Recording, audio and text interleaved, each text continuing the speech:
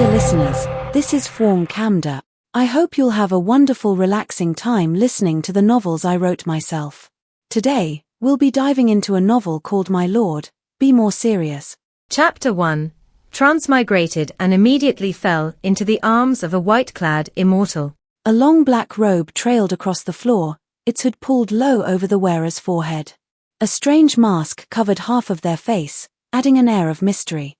But the long, curved lashes peeking out from the mask's edge betrayed their true identity.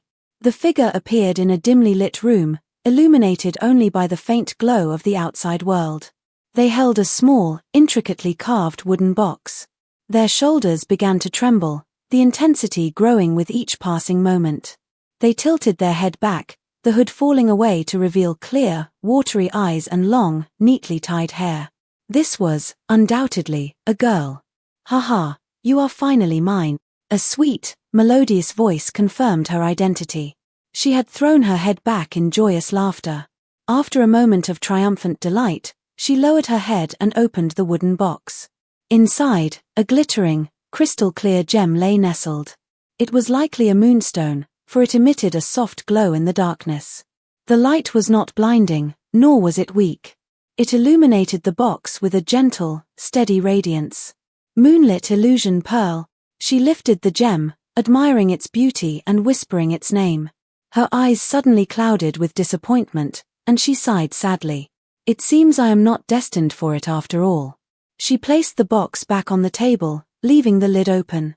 Turning, she raised both hands and clapped them together 3 times. Clap, clap, clap. The lights in the room automatically switched on. She shed her black robe, draped it over her arm, and removed the mask with one hand. Her beauty, like spring blossoms and autumn moon, was unveiled.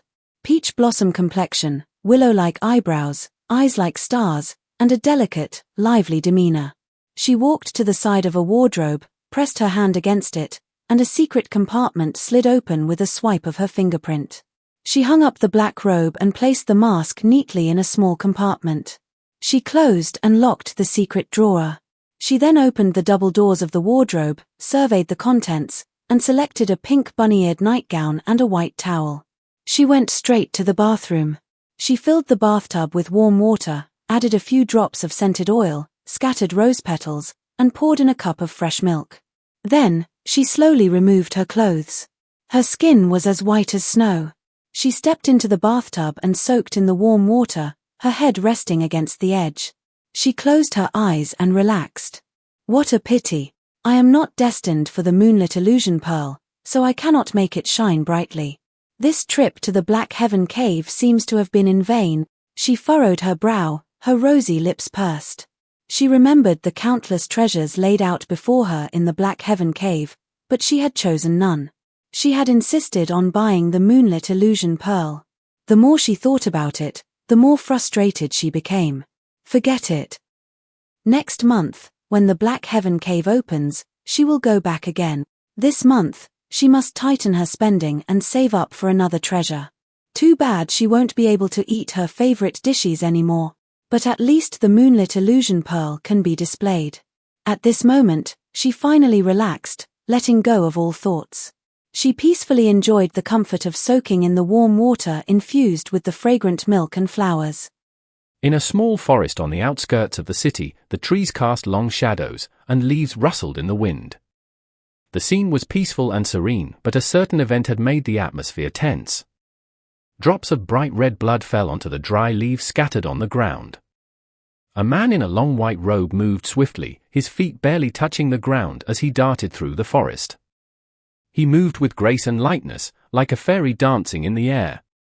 10 men in black robes, armed with weapons, pursued him relentlessly. 2 of the men in black suddenly appeared in front of the man in white, blocking his path. He was forced to change direction, leaping onto a tree trunk and flipping gracefully to the ground. The 12 men in black immediately surrounded him, forming a circle. The white robe was stained with red blood, the wound likely inflicted by these men in black, as they had clearly fought before. The man in white had fled, and they had pursued him to this forest. "It seems you won't be returning this time." One of the men in black scoffed at the man in white, who was now surrounded, and laughed arrogantly. The man in white lifted his head, revealing the handsome face of a young man, with eyes and eyebrows like a painting, and the bearing of a celestial being. Although wounded, his heavenly aura remained undiminished. His black hair, parted in front, fluttered in the wind. The young man in white remained silent, his brows furrowed, his hand gripping the jade hilt of his sword. Without waiting for the men in black to attack, the young man in white swung his sword. A fierce battle, 1 against 12, erupted in the forest. Dry leaves were blown about by the wind. White and black figures clashed, intertwined. The clang of swords against each other echoed constantly.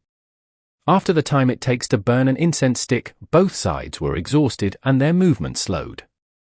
White crane soaring flight! The young man in white retreated. He swung his sword, his white robes fluttering like a whirlwind, and uttered a single word. A sword strike, a scene of celestial beauty, a graceful, elegant white crane, dancing and soaring through the air, then charging towards the enemy. The 12 men in black were stunned by the sight of the white crane taking flight. They had been fighting for more than an hour, their strength nearly depleted. Yet he, alone, was fighting against 12, and he was also wounded. Could he still unleash such a powerful move, the white crane soaring flight? What amazing skill! Impressive! But they had a mission to complete, and they could not let their emotions interfere with their task. Green snake formation. The leader of the men in black shouted. The 12 men shifted into a formation, combining their attacks to form a giant green snake, its fangs bared, to counter the approaching white crane. Crane and snake clashed fiercely. The green snake was ferocious but could not defeat the gentle, graceful white crane. In the end, the green snake was struck by the white crane, unable to withstand the attack, and fell to the ground, dissolving into nothingness. The 12 men in black were knocked back, more than half of them dead. The remaining 5 fought desperately, for if they did not die here, they would only face death if they failed their mission. They would rather die gloriously on the battlefield. The young man in white, after unleashing the white crane soaring flight, was severely depleted of energy. He could barely fight 2 men, let alone the remaining 5. He gasped for breath, his hand gripping the hilt of his sword, his eyes fixed on the approaching enemy. He could only survive by killing one at a time. One of the men in black swung his sword. The young man in white raised his sword to block it.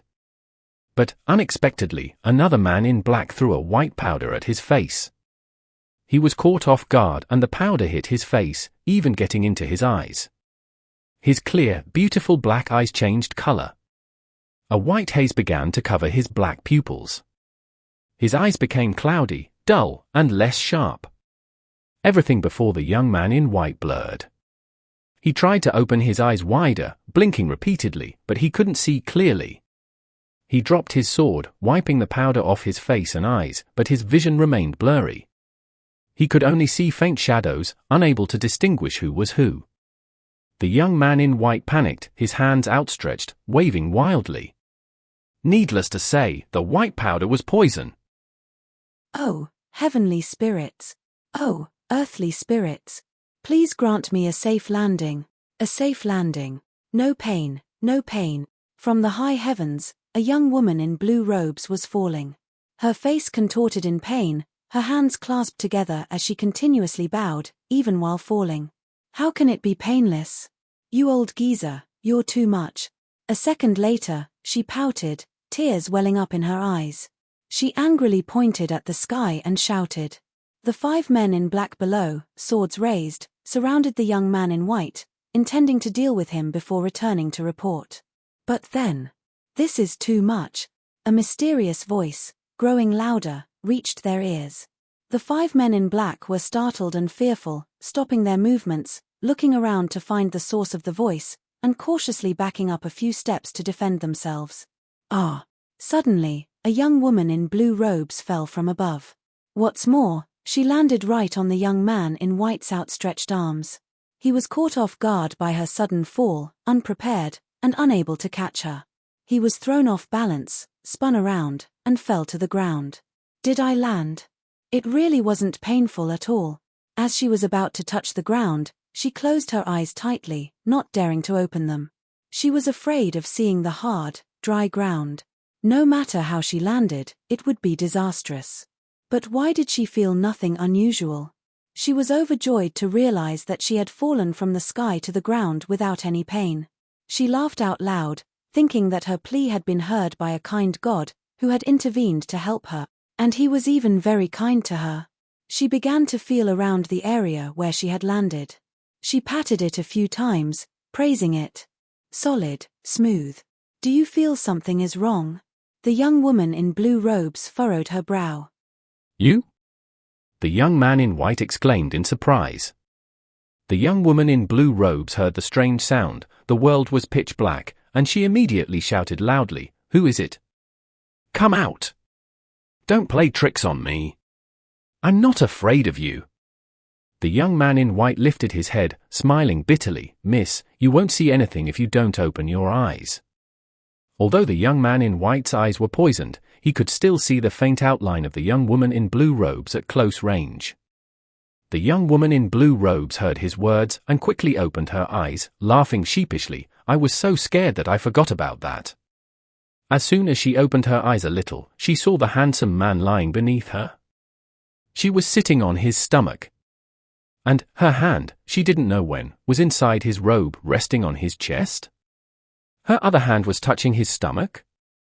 The young man in white was panicked, unable to see clearly, and was suddenly hit by the young woman in blue robes, causing him to fall to the ground. He hadn't even recovered when she started touching him all over. Before he could scold her, she grabbed his collar and pulled him up. The young woman in blue robes grabbed his collar and pulled the young man in white closer, face to face. She was captivated by his exquisite features, her eyes wide, and she couldn't stop praising him. Celestial beauty, jade-like features. Wow. I didn't expect to meet a handsome man like an immortal when I fell down. I am truly blessed. She pressed her lips together, as if trying to stop her saliva from flowing out. She shamelessly and happily swallowed her saliva in front of him. She casually and happily smiled. "White-clad immortal, can I kiss you?" Kiss. The young man in white and the 5 men in black were stunned, their mouths agape, as they saw a young girl, without any regard for etiquette, brazenly asking to kiss a man the first time they met. Her greedy expression clearly showed that she was lustful and greedy for beauty. "If not, you can kiss me too." The young woman in blue robes winked mischievously, smiled, her beauty dazzling, quickly changing her mind. "Miss, please be respectful." The young man in white's face was cold and emotionless, his voice as cold as ice and snow. The young woman in blue robes was not angry at all. She continued to smile brightly and make suggestions. "No kiss is fine, or can you take a picture of me as a souvenir? You are so handsome, you will definitely become famous. I will show the picture to my friends and make them green with envy." She finished speaking, one hand still holding the young man in white's collar, the other hand searching her waist. "Where is my phone?" She couldn't find her phone and looked down, exclaiming in surprise, "Eh? What's going on? Why am I wearing this? When did I put it on? Take a picture. Become famous? Miss, what are you talking about?"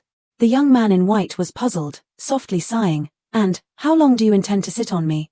Her eyes carefully examined the young man in white's expression. The white-clad immortal's attitude cannot be fake.